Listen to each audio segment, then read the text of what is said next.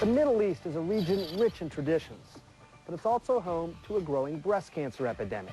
Our Barbara Starr traveled to Jordan and found out that in fighting cancer, health professionals must understand the culture behind the care.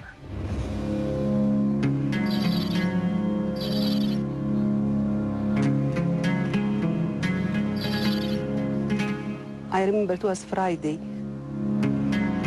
I was in my room and I was taking my abaya, taking off my abaya, and just by chance my hand touched my breast and I felt a lump.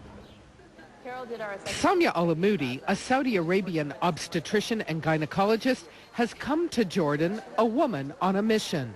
Dr. Samia, as she is known, is breaking a taboo in the socially conservative Middle East. She is talking openly about breast cancer and her journey surviving the deadly disease. Let us be very honest about it. It's a very critical and sensitive issue to a lot of families and a lot of women. And it's not something easy to talk about. Women around the globe face the fear diagnosis every year. But here in the Middle East, many women shy away from even routine breast exams. Here, doctors say, too many women are not seeking life-saving medical care. Samia joined these women at this symposium in Jordan. Over a 2-day period, she's everywhere, putting up exhibits, talking to colleagues, breaking the silence about this disease. There are few reliable statistics, but because breast cancer is considered a delicate subject in this region, experts say only a small percentage of women go to the doctor in time to get diagnosed in the early, more curable stages.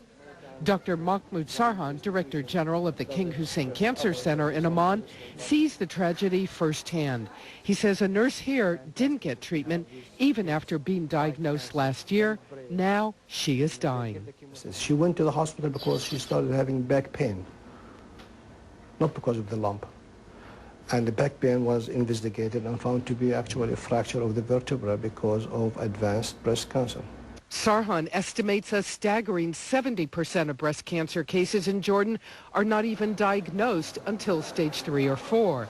By then, standard surgery, chemotherapy, and radiation treatments may be too late. As part of the effort to increase awareness about breast cancer, here at the King Hussein Cancer Center, women are given this card they can hang in their shower that shows them how to do a self-breast exam. The hospital is trying to deal with cultural sensitivities in its screening clinics and treatment areas. The close-knit life of Arab society, where many still live in small towns, can inhibit some women. Some women, they don't want to discuss it even because of their husband. They think that maybe their husband, they will leave them because of this problem.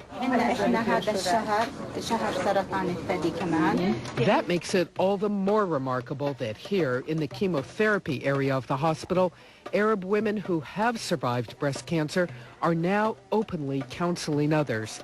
There is a sense of urgency.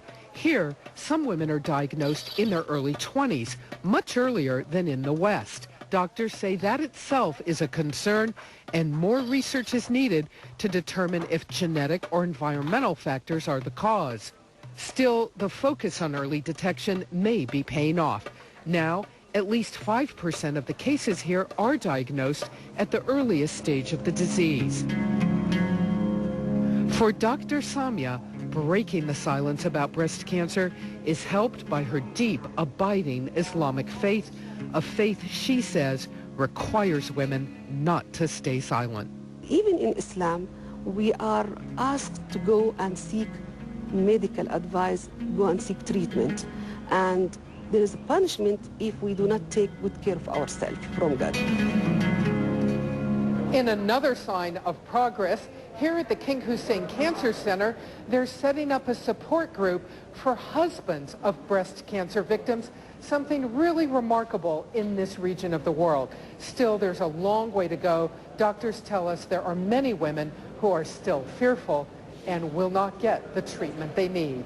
For Vital Signs, Barbara Starr, CNN, Amman. The dangers of smoking are well known. Most people also know that before the patient arrives, people